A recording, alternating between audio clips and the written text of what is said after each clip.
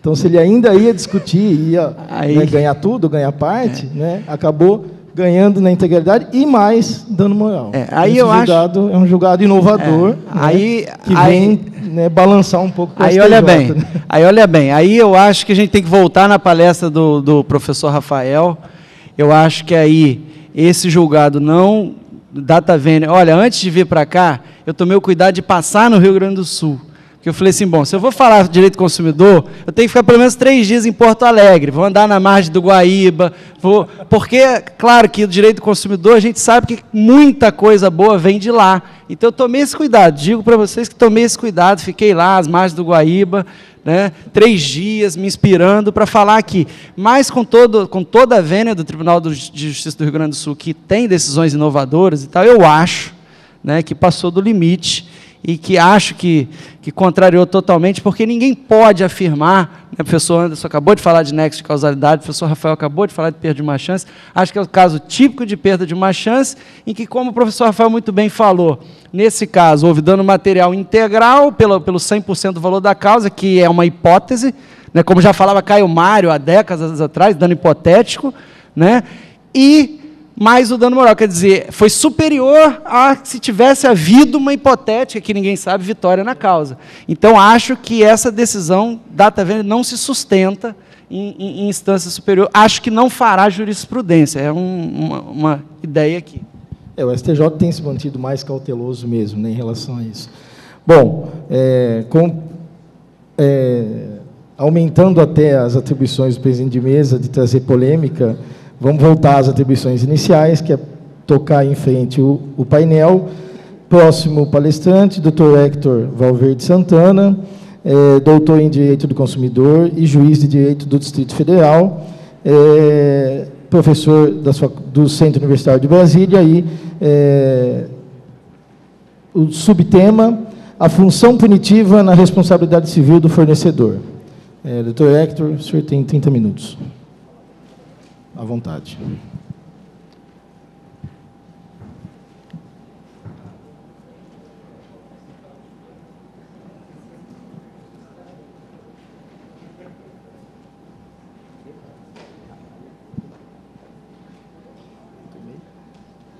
Na verdade, eu tomei um susto quando vi esse julgado. Eu falei assim, dono da causa. Bom dia a todos. Inicialmente, eu gostaria, como de praxe, fazer os meus sinceros agradecimentos a todas as pessoas envolvidas na realização deste evento. Eu cumprimento particularmente o meu amigo Leonardo Bessa pelo convite que foi formulado.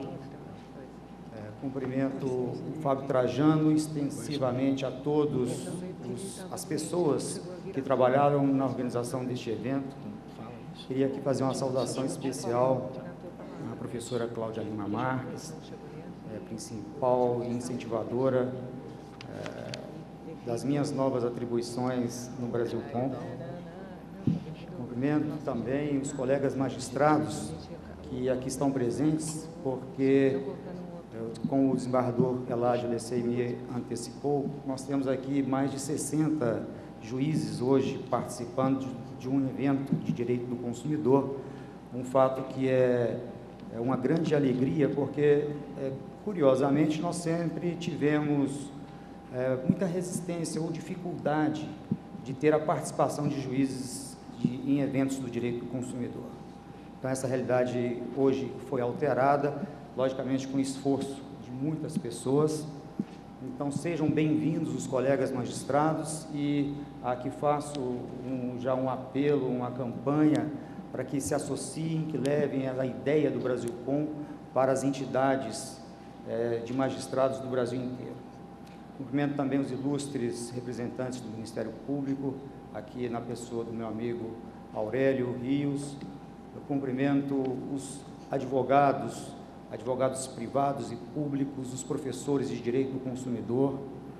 Cumprimento as pessoas envolvidas na defesa do consumidor, na parte administrativa, os integrantes do DPDC, dos PROCONs, do Fórum Nacional, dessas pessoas que realizam um trabalho de ponta, né, no dia a dia com o consumidor.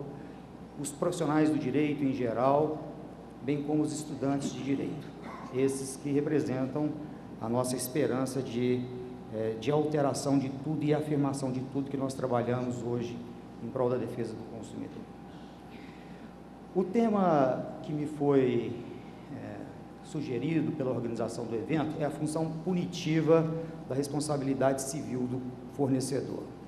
A questão que me chamou para discutir esse assunto decorre tanto de uma curiosidade científica como também de uma dificuldade na vida prática. Como nós sabemos que a responsabilidade civil ela está limitada por princípios à reparação dos danos, nós temos um questionamento. Como que nós vamos realizar a justiça em caso de dolo do fornecedor? Ou seja, é aquela lógica que o fornecedor estabelece que eu vou continuar praticando o dano porque ele é mais interessante do ponto de vista econômico do que evitar uma lesão a direito subjetivo. É uma lógica empresarial. Eu vou deixar o carro com defeito na rua, diversas pessoas vão morrer, algumas vão entrar na justiça e eu vou pagar as indenizações que são baixas e eu vou ter lucro com a morte de diversas pessoas, de diversos consumidores. Então a questão é, o que o juiz pode fazer num caso como esse? O que os profissionais do direito podem fazer num caso como esse? Eu vou reparar o dano sofrido por aquela família e permitir que a exposição a diversos outros acidentes esteja aí, à custa do lucro de uma atividade econômica, de um balanço dessa empresa. Então, a discussão que eu trago é, existe função punitiva na responsabilidade civil? Qual é o mecanismo que nós temos hoje? Um juiz, ao julgar uma causa onde se evidencia o dolo do fornecedor, o que ele pode fazer? O que o sistema autoriza? Bom, então eu alinhei aqui 8 pontos, os princípios da responsabilidade civil, discuti os fundamentos da responsabilidade civil, a doutrina dos punitive damages, a multa civil no Código de Defesa do Consumidor, as hipóteses de incidência, a legitimação ativa, o valor da multa civil e a sua destinação. O primeiro ponto, então, que eu gostaria de discutir é quanto aos princípios da responsabilidade civil. O princípio geral da responsabilidade civil é o do nemine ledere, que quer dizer, ninguém pode causar dano a outrem. Tá? Então, isso é um princípio que decorre do direito romano. Nós já temos essa ideia de que o sujeito de direito ele não tem a possibilidade, não pode causar dano a outrem.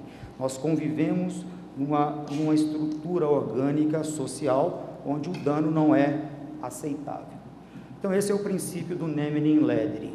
O segundo princípio, ele se dirige efetivamente não à obrigação de indenizar, mas à própria indenização, que é o princípio da reparação integral ou da restitutio in integrum.